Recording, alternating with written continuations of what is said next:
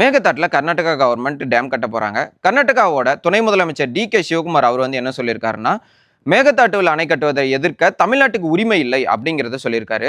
So அது மட்டும் இல்லாம போய் பூமி பூஜையும் போட்டு வந்திருக்காங்க. இது வந்து இன்னைக்கு நேத்து நடக்கிற பிரச்சனை இல்ல. பல 100 வருஷமா இந்த பிரச்சனை நடந்துட்டு தான் இருக்கு.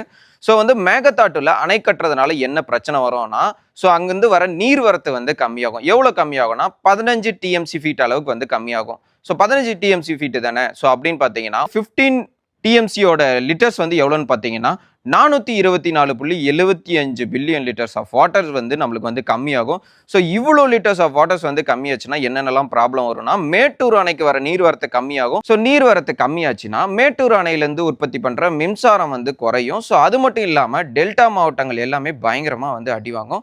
ஸோ இந்த நதியை மட்டுமே நம்பிட்டு இருக்க விவசாயிகளோட வாழ்வாதாரமே வந்து அழியக்கூடிய வாய்ப்புமே இருக்கு. ஸோ அவ்வளோ லிட்டர்ஸ் ஆஃப் தண்ணி வந்து இங்கே நம்மளுக்கு கிடைக்க போறது இல்லை. ஸோ இந்த டேம் கட்டுறதுனால எந்த அளவுக்கு தமிழ்நாடு வந்து பாதிப்படையுன்றதை கமெண்ட்ல சொல்லுங்க.